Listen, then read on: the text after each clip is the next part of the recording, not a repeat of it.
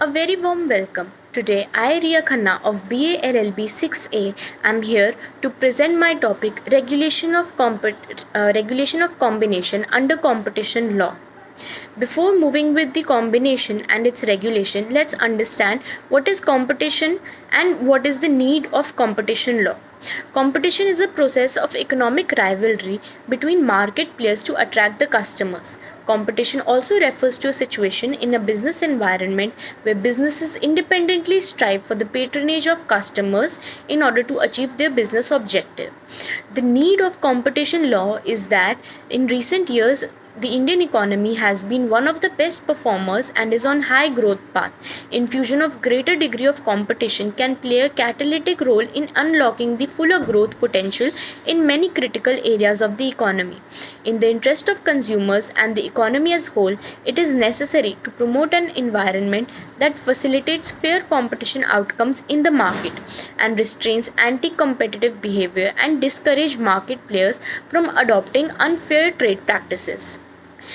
In India, the first competition law was enacted in 1969, which is the Monopolies Restrictive Trade Practices Act 1969, also known as the MRTP Act.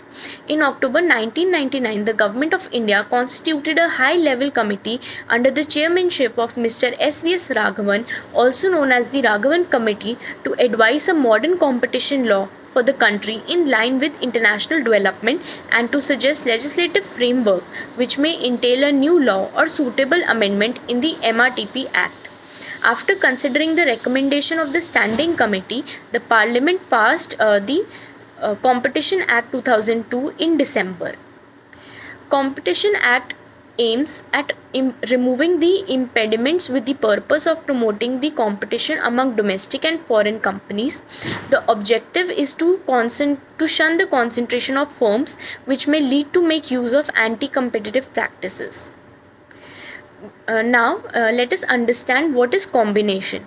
So broadly, combination under the Act means acquisition of control, shares, voting rights or assets, acquisition of control by a person over an enterprise where such person has direct or indirect control over another enterprise engaged in competing businesses, and mergers and amalgamations between or among enterprise when the combining parties exceed the threshold set in the Act. In short, combination within the competition law is the merger between two or more enterprise or firm or business sector acquisition by other business enterprise. The government control combination or merger and acquisition within the country to promote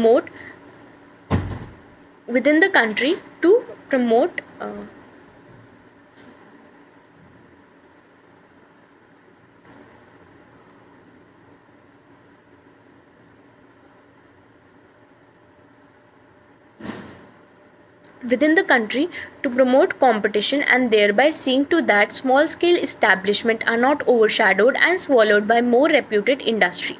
This is because the merger of big shot company not only reduces competition but also makes it difficult and almost impossible for smaller firms to grow or profit from their business. Further, there are three types of combination: horizontal, vertical and conglomerate combinations. Horizontal combinations involve the merging of enterprise of firms with identical level of production process with substitute goods and are competitions. The horizontal combination is primarily a friendlier merger between companies, although it can be a takeout of one by the other. Of course, the synergy formed by this combination enhances the business performance, financial gains and shareholder value in the long run. The cost efficiency which the staff cut-offs lead to the increased margin of the company. Vertical combination is combining of business firms engaged in different phases of manufacture and distribution of a product into an interacting whole. This leads to increased competitiveness, a greater process control, wider market share, a better supply chain coordination and decline in cost, as this sort of integration is the structuring of supply chain of companies under a particular company. Conglomerate combination involve firms or enterprise in unrelated business field. Such combination happen when two companies that provide different service and goods are integrated into varying sectors of business merged together. This sort of merger happens when the companies achieve a stronger stand in the market, both in products and service and profit management, unlike when they are individual enterprise. Conglomerate mergers can lead to an ascent in market share, synergy, and cross selling. Uh, Now let us understand what is the regulation of combination. A merger or a combination can be held valid under the purview of the Competition Act and its regulation policies only if the newly acquired or merged enterprise passes the threshold pertaining to the assets and the turnover mentioned in the act. If not conform to the criteria, uh, then the then the new enterprise will be nil as far as the provisions of Competition Act are concerned. No person or enterprise shall enter into a combination which causes or is likely to cause an appreciable adverse effect of competition within the relevant market in India, and such a combination shall be void.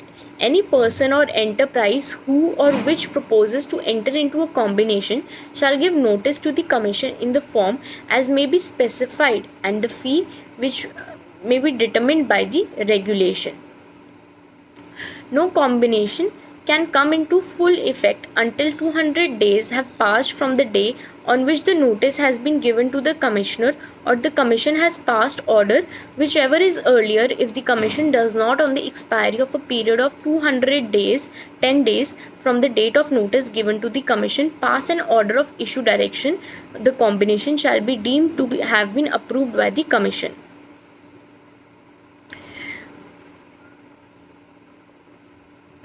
Section 44 also states penalty for making false statement or omission to furnish material information if any person being a party to a faulty combination. Thank you.